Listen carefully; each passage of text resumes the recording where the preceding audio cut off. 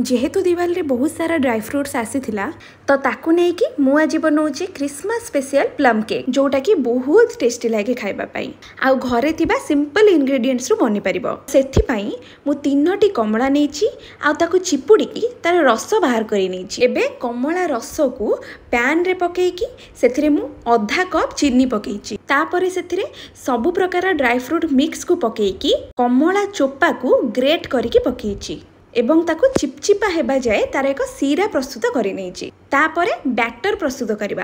तो बैटर पई गोटे कप क्षीर रे आधा कप रिफाइन तेल आधा कप दही पकेइछि। तापरे गोटे कप मैदा को चलेई की पकेई देइछि ताकि सेथिरे किछि लम्प्स न रहइबो। तापरे सेथिरे प्रस्तुत करिथिबा ड्राई फ्रूट्स रो सीरा आधा चम्मच खाइबा सोडा आ गोटे चम्मच बेकिंग सोडा पकेइ मिक्स कला परे देखंतु केते बढ़िया ऑरेंज कलर आछि। ता ऊपरे आउ टिके ड्राई फ्रूट्स गार्निश करिकी बेक करिया पे रखि देछि। हम घरे एई परिका ऑटोमेटिक ओवन अछि सेथिरे 30 मिनिट्स पई बेक करिथिली।